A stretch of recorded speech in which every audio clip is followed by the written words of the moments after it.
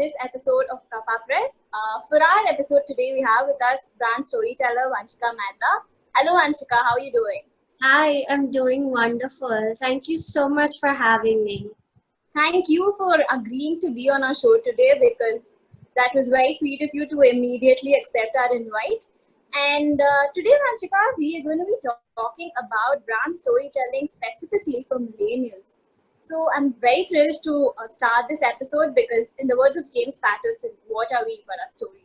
So before we begin, can you tell us a little bit more about who you are and what you do, Vanshika? Sure.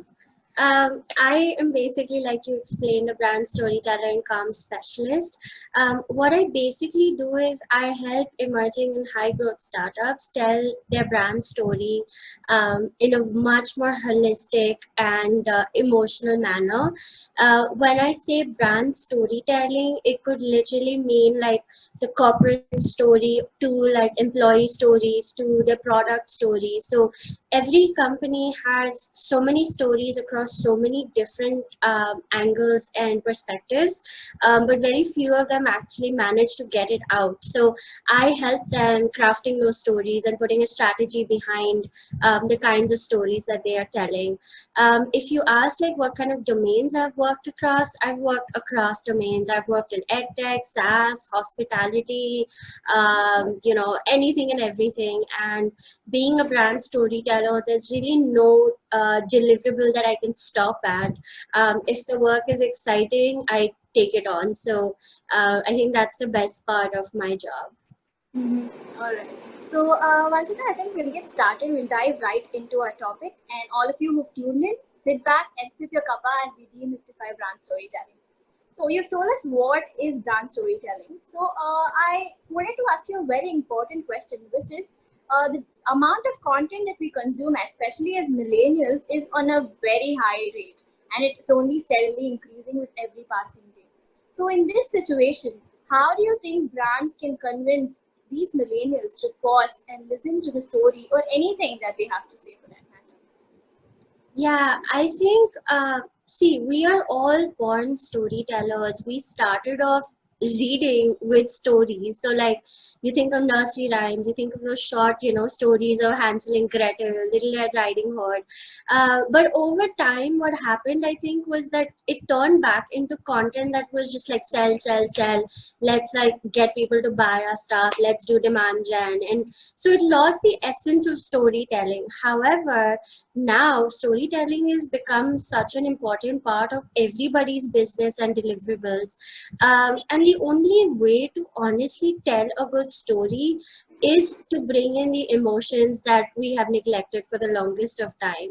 So when I say the difference between content and a good storytelling type of content would be the emotions, the way that it is presented, the way that it's structured.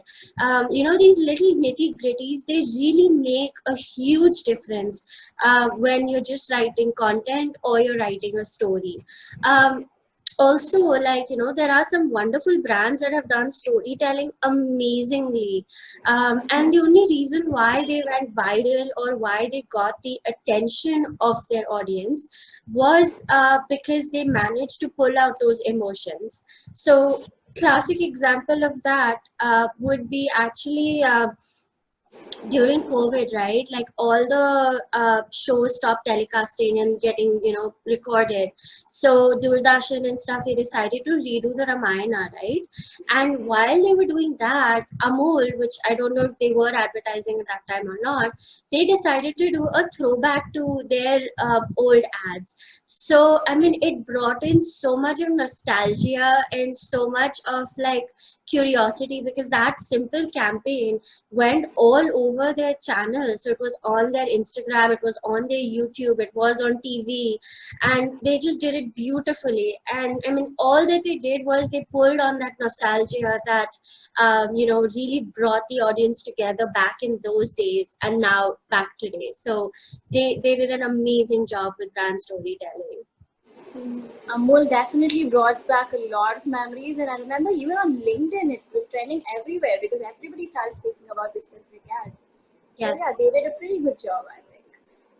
So now, Vanshika, can you give me any more brand examples that have successfully been able to convey their story to the audience? Yeah, I mean, in the recent past, Nike, I don't know if you saw on social media, they turned their logo from just do it to just don't do it.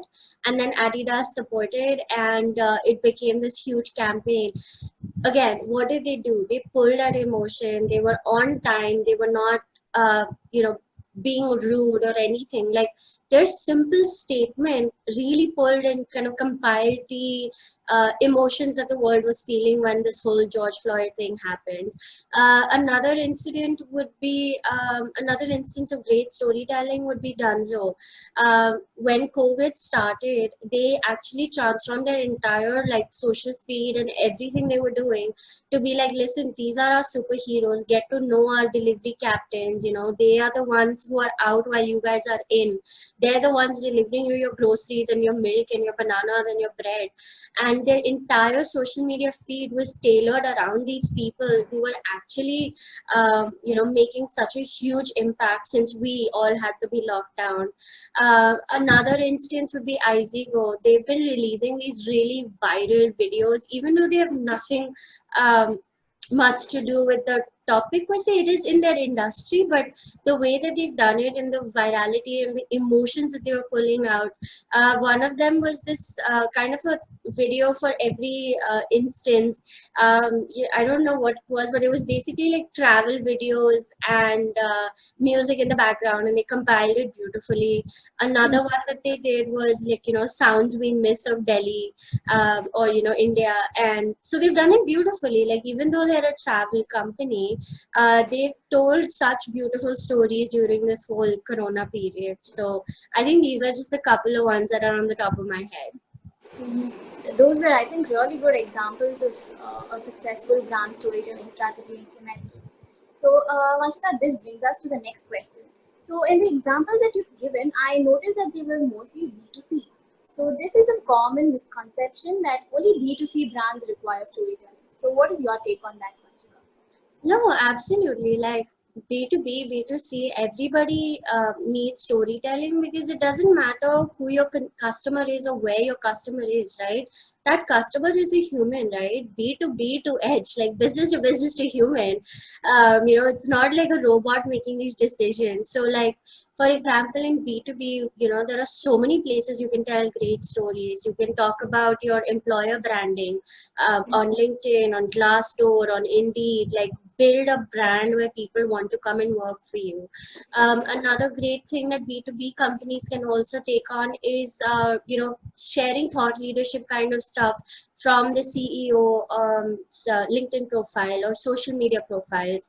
Let people get to know who is running the company. What is the bigger goal? What's the bigger aim? I know so many CEOs of great companies that are all online and posting such great stuff. Another thing B2B companies can do is also create communities around their product and tell stories about that community. So, for example, like if you think of like Salesforce, right? Salesforce has this huge conference every year. South by Southwest has a huge conference every year. So they're trying to tell the story of their brand along with their customers, their suppliers, their supporters, their people who are advocates for them. And they tell that, obviously one of the instances is a conference, but then there are many other instances. But I mean, a conference is a great way to build a community around your product. So for example, like if you're Salesforce, your CRM, so you kind of build a community of people who care about CRM, who care about making, work easy for salespeople, ops people, customer support, bring them together and create a community around your product. So that is what B2B can do. B2C is much more flexible because, like, there are many more stories per se, I would think. B2B, there are not a shortage, there are definitely opportunities. You just need to find them. That is beautifully put, Vanshika. Thank you for that brilliant answer. So, I think this brings us to the very last question of this episode. So, if you had to pick just one medium of your favorite brand storytelling, which would be that medium? Because we see a lot of videos, we see a lot of blogs, articles. So, out of these, if you had to pick just one and keep doing that for the rest of your life, which medium do you think you will pick, Vanshika? I would definitely say video, and I will also add, because this is one of my favorites as well as podcast. Mm-hmm. I think we are running in a generation of such a short attention span. Like nobody has time to read 3-4 thousand word articles. Like literally nobody. They'd rather watch a 5 minute video. So like I think video is going to do amazing. Everybody, all the brands should really focus on video. And then the next one I would say is podcasting, because that is such a lovely channel, because it doesn't, like, podcasting is a channel where you need to be passive.